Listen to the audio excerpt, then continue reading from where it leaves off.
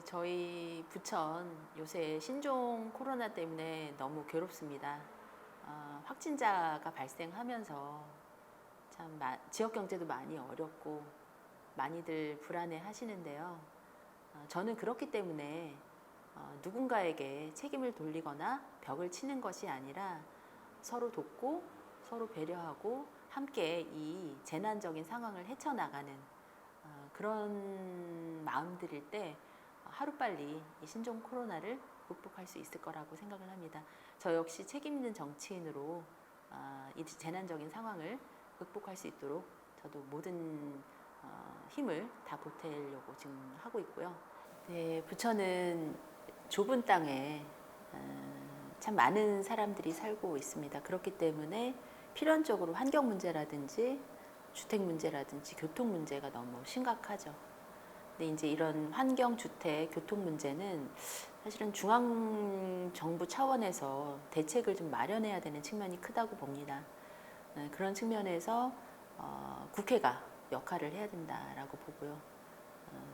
그렇기 때문에 국회에 들어가서 그런 역할을 해야 되겠구나 이런 생각을 하고 있고요. 지역적으로 본다면 대산동 같은 경우는 이제 송내동이랑 신곡본동인데 노인 인구 비율이 높고 그다음에 특히나 이제 이주민 비율이 높습니다. 그렇기 때문에 이제 서로 다른 이제 삶의 방식들이 다른 사람들이 사는 거잖아요. 서로 좀 신뢰할 수 있는 이런 마을 만들기가 중요하지 않겠는가라는 생각이 들어요. 그래서 물론 뭐 주택 문제도 있고 교통 문제도 있지만 무엇보다도 그 마을에 계시는 분들이 또 우리 지역에 대한 어떤 답을 또 제일 잘 알고 계시는 거거든요. 그래서 이게 이제 지금 신곡본동에서도 도시재생 사업이 진행이 되고 있지만 이제 경제자립형으로 추진이 되고 있지만 그것도 물론 중요하지만 여성들이 안심하고 살 수 있는 마을, 어린이와 노약자, 그다음에 이제 더불어 살 수 있는 그런 마을 공동체를 강화하는 전략으로 가야 되지 않겠는가, 그런 부분을 좀 지원을 해야 되지 않겠는가 이제 이런 생각이 들고, 소사 본동 같은 경우는 이제 노후 주택이 많고 그다음에 교통 문제가 심각해요. 전국 교통 정체율이 가장 높은 1위로 부천시 소사구가 꼽혔습니다.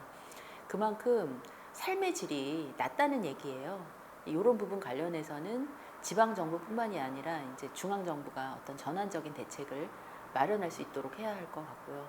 노후 주택 같은 경우는 이제 소규모 단위 공공 주택들이 있잖아요. 낡고 오래된 이런 주택들을 수리하는 것과 관련된 거라든가, 또 특히나 부천 같은 경우는 월세 비율이 높아요. 그 얘기는 청년이나 사회적 소수자들이 주택 비용이 되게 높다라고 하는 거거든요. 그만큼 이제 삶이 좀 어렵다는 얘기겠죠. 이런 부분과 관련돼서 맞춤형 지원이 좀 필요하겠다. 그래서 청년 가구주, 여성 가구주, 노인 가구주 여기에 맞는 적절한 주택 어떤 지원이 필요하다. 더 확대돼야 된다라고 생각을 하고요.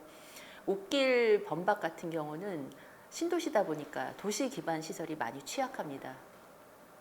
도시는 만들어졌고 사람들은 이주를 했는데 교육 문제가 해결이 안 되는 것들이 많고, 또 출퇴근 문제가 또 심각해요. 이런 부분 관련해서도 특히 이제 교육 문제 같은 경우는 국공립 어린이집 확충이라든가 또 학교 증설 같은 문제는 교육청이나 지방정부랑 중앙정부가 또 역할을 해야 되는 거거든요.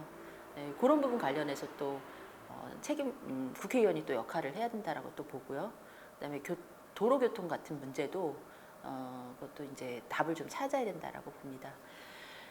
부천이 전반적으로 보면은 좁은 땅에 많은 사람들이 살고 있어서 참 문제들이 많지만 저는 그렇기 때문에 또 이게 모델이 될 수도 있다라고 보거든요.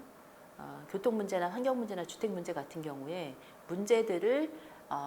이 문제들을 해결을 해 나가는 과정에서 또 정치가 필요할 것 같고, 그런 것들이 우리가 부천에서 어떤 사례를 만들고 이게 또 전국화되는 그런 것들을 만들어낼 수 있지 않겠는가, 그것을 또 내가 만들어 보고 싶다라고 하는 욕심입니다.